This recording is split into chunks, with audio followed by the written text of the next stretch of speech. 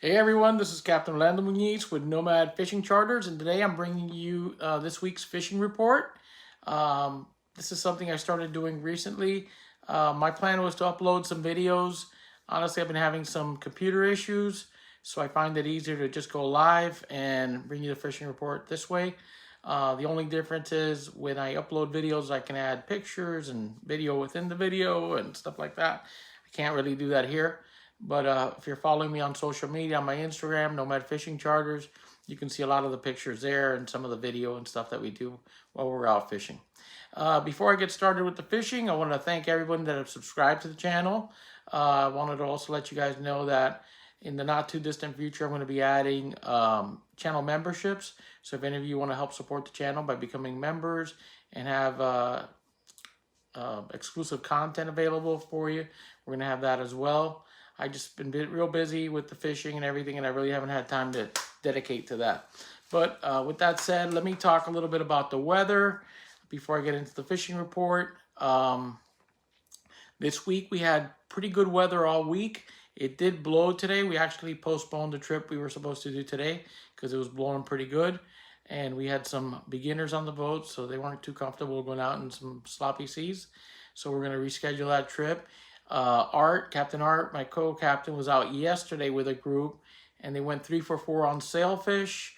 Most of the sailfish were caught on either surface baits. They were eating goggle eyes very well. We caught, I think, one on cigar minnow. A couple of them came on the deeper lines, on the weighted lines, mid-water lines. So it seems like some of those fish are staying down a little deeper. On Tuesday, we also fished in the morning. I was on the boat. We were actually both on the boat that day, and we did pretty good. We had a mixed bag. We had about 4 muttons. We threw back a couple smaller ones, kept a couple nicer ones. We also had a couple of kings. We had 2 or 3 amberjack that we released. One fell victim to the sharks. We also caught a sailfish, also on the deep bait on the weighted line. So there's still quite a few sailfish around, and there's amberjacks starting to show up on the wrecks. Over the weekend, I ran, I believe it was 3 trips. Our first trip was pretty slow. We caught some red snapper. We actually caught a couple genuine red snapper. We caught some jacks, bonita, stuff like that. That was on last Saturday. On Sunday, I ran 2 trips. The morning trip, it was real slow. The current was ripping to the north, made dropping on the deep wrecks very difficult. So we came in and fished a little bit shallower. We still got a couple of amberjacks and stuff like that, just enough kind of to bend the rods and stuff, but the fishing was generally slow.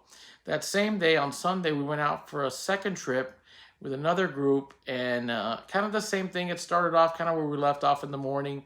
We hit a couple of deeper spots. The current was still ripping. It was a no-go there. We hit some of the spots, the same spots we had hit in the morning. We knew there were some fish on them.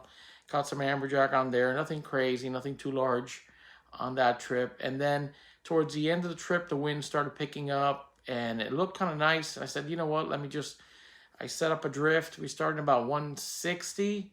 We put out a bunch of baits and just waited and waited and waited.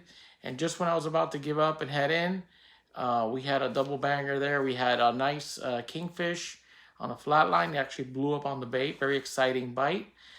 We ended up landing that kingfish. It was about 22 pounds, which is not a record, but it's still nice for this time of the year. We should actually be seeing some more of those larger kingfish in the next 2 or 3 months. We'll be seeing more and more of those. It was real nice kingfish, and while everybody was taking pictures and high-fiving, the bottom rod doubled over. And at first, I thought maybe we just snagged the bottom because we were getting in pretty shallow. I went over there, picked it up, and felt a couple of head shakes. It was a fish on. So my customer proceeded to reel in a really nice mutton snapper, which came in at 14 pounds. And that's probably the largest mutton snapper so far this year. I'm hoping to top that at some point. But we kind of ended the day with a bang, and after that, we wrapped it up and headed in. Another thing I wanted to mention is on my last fishing report, I mentioned how we're getting into spring fishing and the most exciting fishing of the year. Well, yesterday, we had some proof of that. One of the local charter boats was out, and they were kite fishing for sailfish, which is what they do on most days. and they had a visitor in the form of a yellowfin tuna. The yellowfin ate one of the baits and took off, and after 2.5 hours of back and forth and getting the fish boats out a couple of times, they finally were able to stick it with the harpoon, and they landed the fish. I think the fish was somewhere in the 120 to 130 range. A very nice fish on very light tackle. That doesn't happen every day. It's a catch of a lifetime, but it's something we all strive for down here.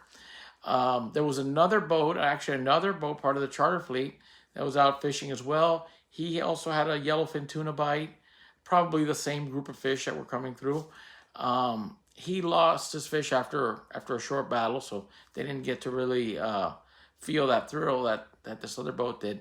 But it's just that kind of thing is what keeps the spring fishing fun, and it keeps it exciting. You never know what your next bite is going to be. Some of the fish that are going to be showing up here soon are things like cobia. Like I mentioned earlier, the amberjack going to be showing up in big numbers if you like the jig and you like that type of bottom action. The snapper fishing should continue to improve.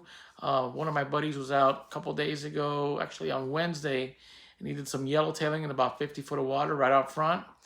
And he did really well. He says he had, I think it was 2 or 3 limits of yellowtail. He says they're all decent size for Miami.